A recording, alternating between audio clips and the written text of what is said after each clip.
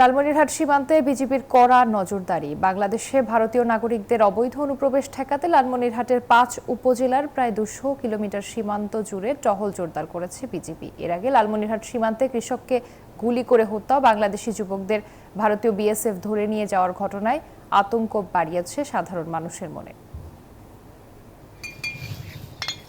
চলতি বছরের জানুয়ারির প্রথম সপ্তাহে বিএসএফ আন্তর্জাতিক আইন অমান্য করে শূন্য রেখায় কাঁটাতারের বেড়া নির্মাণ করে। ফলে বিজিবি বিএসএফ এর মধ্যে দেখা দেয় উত্তেজনা। পরে বিজিবির কঠোর অবস্থানে কাঁটাতারের বেড়া নির্মাণ বন্ধ করে দেয় বিএসএফ। এদিকে গত ১৬ এপ্রিল লালমনিরহাটের হাতিবান্ধার সিঙ্গিমারি সীমান্তে ঘাস কাটতে থাকা এক যুবককে গুলি করে হত্যা করে বিএসএফ। অপরদিকে পাটগ্রামের গটিয়ার ভিটা সীমান্ত থেকে ২ যুবককে ধরে নিলে পতাকা বৈঠক করে ১০ ঘন্টা পর ফিরিয়ে আনে বিজিবি। তবে গত ১৮ এপ্রিল পাটগ্রামের ডাঙ্গাটারি সীমান্তে আজিনুর রহমান নামের এক বাংলাদেশি যুবককে ধরে নেয়ার ২৪ দিন অতিবাহিত হলেও তাকে ফেরত দেয়নি বিএসএফ। বান্ডেল থাকলে প্রতি সেনমানিতে টাকা বাঁচবে।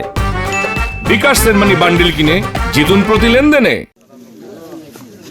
এসব ঘটনা ভারতীয়দের অনুপ্রবেশ সহ চলমান পরিস্থিতি সাধারণ মানুষের মাঝে চরম আতঙ্ক সৃষ্টি করেছে। ওডে এনডিএস ছেলেপেলে আসিয়ে ডাঙ্গে মারে থেকে বিএসএফ এর হাতে তুলে দিয়েছে আমার স্বামীকে। আমাদের বাংলাদেশি মানুষকে বর্ডারে যাওয়া আসার খুবই কষ্টকর হয়েছিল এবং ভারতীয় বিএসএফ সকাল সন্ধ্যা ২ বেলায় ঘুরছিল। আমাদের জমি যাওয়া সবসময় বর্ডারের কাছে, আমরা প্রায় বর্ডারে যাই, কিন্তু বিএসএফ এর আমরা খুব আতঙ্কে আছি। বিজিবি জানায় সীমান্তে ২০০ কিলোমিটার এলাকা জুড়ে নিরাপত্তা টহল জোরদার সহ বিজিবির বিশেষ দলের পাহারা বসানো হয়েছে। লালমনিরহাট সীমান্ত দিয়ে ভারতীয়দের অনুপ্রবেশ সম্ভব নয় বলে জানায় বিজিবি।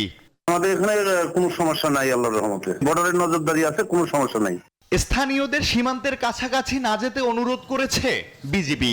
একই সাথে অপরিচিত ও সন্দেহভাজন কাউকে দেখলে তথ্য দেওয়ার অনুরোধ করা হয়েছে। আল হাদি খান, ডেস্ক রিপোর্ট, নিউজ 24।